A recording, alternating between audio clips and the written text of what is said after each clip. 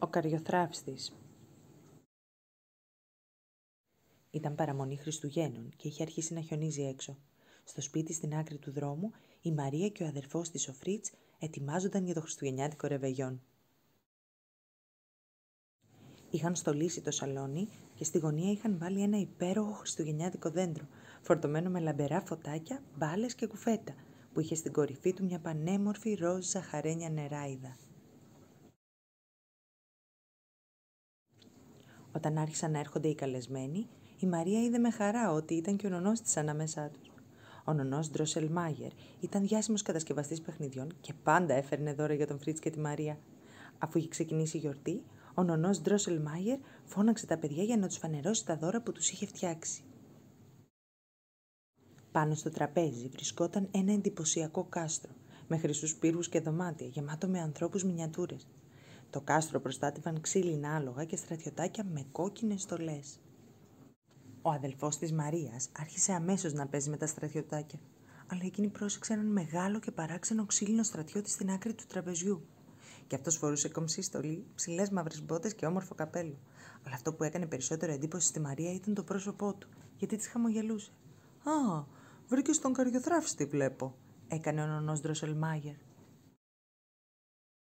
Ο νονός της εξήγησε ότι είχε φτιάξει τον Καριοθράφστη ειδικά για αυτή. Της είπε ότι ήταν πολύ ιδιαίτερο παιχνίδι και ότι είχε διάφορα μαγικά μυστικά. Ξαφνικά ο Φρίτς, που δεν ήθελε άλλο να παίξει με τα μικρότερα στρατιωτάκια, άρπαξε τον Καριοθράφστη από τα χέρια της αδελφής του και κρακ! Το ζαγόνι του Καριοθράφστη έσπασε στα δύο. «Να προσέχεις τον Καριοθράφστη σου», είπε ο νονός καθώς επιδιόρθωνε το παιχνίδι. «Μπορεί να μοιάζει με δυνατό στρατιώτη, αλλά εσύ πρέπει να τον προστατεύεις, Μαρία».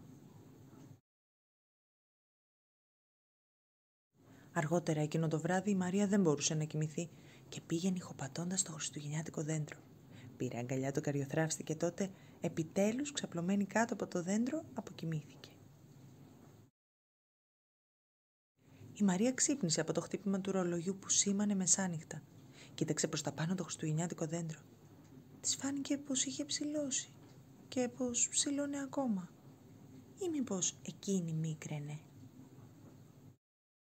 Η Μαρία άκουσε έναν θόρυβο και όταν γύρισε, είδε έκπληκτη τον Καριοθράφστη της να περπατάει προς το μέρος της και να τον ακολουθούν οι στρατιώτες του. Πριν προλάβει να καταλάβει τι γινόταν, ακούστηκε ένα ποδοβολητό και το δωμάτιο γέμισε με εκατοντάδες ποντίκια. Τότε μέσα από τις σκιές εμφανίστηκε ο πιο πελώριος ποντικός που είχε δει ποτέ η Μαρία. «Ο βασιλιάς των ποντικών», είπε τρομαγμένος ο Καριοθράφστης. «Επίθεση», φώναξε ο βασιλιάς των ποντικών. «Στη μάχη», φώναξε ο γενναίος Καριοθράφστης. Με μια ιαχή, τα στρατιωτάκια ύψωσαν τα σπαθιά τους και έτρεξαν κατά πάνω στο στρατό των ποντικών, που τσίριζαν και έτριζαν τα κοφτερά τους δόντια. Στη μάχη ο Καριοθράφστης ήταν τόσο απασχολημένος που δεν είδε τον βασιλιά των ποντικών να τον πλησιάζει αθόρυβα από πίσω για να του επιτεθεί. Από την άλλη άκρη του δωματίου, η Μαρία είδε ότι ο Καριοθράφστης της κινδύνευε και αντέδρασε γρήγορα. Έβγαλε μία της παντόφλα και την πέταξε στο βασιλιά των ποντικών. Ο πελώριος ποντικός έπεσε στο πάτωμα και το στέμμα του κύλησε από το κεφάλι του. Τα στρατιωτάκια είχαν κερδίσει τη μάχη. Ενώ τα ποντίκια υποχωρούσαν, ο Καριοθράφστης σήκωσε το χρυσό στέμμα και το έδωσε στη Μαρία. «Σε ευχαριστώ. Μου έσωσες τη ζωή. Αν θες, έλα να σε πάω κάπου πολύ μαγικά», είπε. Ο Καριοθράφστης την έπιασε από το χέρι και την οδήγησε σε μια μικρή μυστική πόρτα που είχε εμφανιστεί στον τοίχο. Από την άλλη πλευρά της πόρτας ήταν το πιο όμορφο δάσος που είχε δει ποτέ της η Μαρία. Τα δέντρα έλαμπαν και στραφτάλιζαν σαν διαμάντια και από τα κλαδιά τους κρέμονταν ασημένια φρούτα και ζαχαρωμένα αμύγδαλα. «Καλώς ήρθες στη χώρα των ζαχαρωτών», είπε ο Καριοθράφστης. Σύντομα οι δυο τους έφτασαν σε μια κυματιστή λιμνούλα. Το νερό είχε χρώμα απαλό ρόδινο και η μυρωδιά από τα τριαντάφυλλα γέμιζε τον αέρα. Μια παράξενη βαρκούλα λυκνιζόταν στο νερό και ήταν λες και τους περίμενε εκεί. Η Μαρία και ο Καριοθράφστης μπήκαν μέσα και άρχισαν να γλιστράνε μαγικά πάνω σε τριανταφυλλένια λίμνη. Στην άλλη άκρη της λίμνης βρισκόταν ένα μεγαλοπρεπές κάστρο που έμοιαζε φτιαγμένο όλο από ζαχαρωτά. «Κοίτα», είπε ο Καριοθράφστης, «είναι το καραμελένιο κάστρο. Εκεί ζει η ζαχαρένια νεράιδα». Μια νεράιδα με αστραφτερό ροζ και λευκό φόρεμα ήρθε να τους υποδεχτεί. «Καλώς τους», είπε η ζαχαρένια νεράιδα. «Ήρθατε πάνω στην ώρα που αρχίζει ο χορός». Μουσική πλημμύρισε τον αέρα και η Μαρία με τον Καριοθράφστη είδαν τους χορευτές που είχαν έρθει από χώρες μακρινές να χορεύουν με τη σειρά. Πηδούσαν ψηλά και φτερούγιζαν σε όλο το δωμάτιο, δημιουργώντας υπέροχες χρωματιστές εκρήξεις.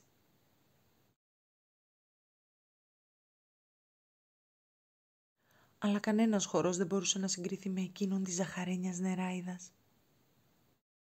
Η νεράιδα στροβιλιζόταν γοργά και με χάρη.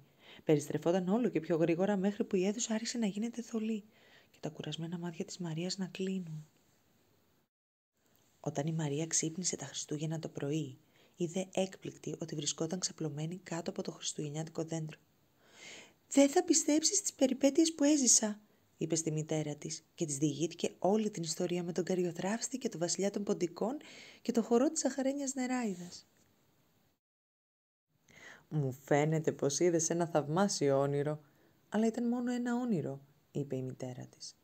«Βλέπεις τον ξύλινο Καριοθράφστη στην αγκαλιά σου και την νεράιδα στην κορυφή του δέντρου?» Η Μαρία έμεινε σιωπηλή για λίγο.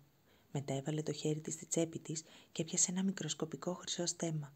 Χαμογέλασε, το φόρεσε στο κεφάλι του Καριοθράφστη και του ψιθύρισε: «Θα σε δω την επόμενη παραμονή Χριστουγέννων».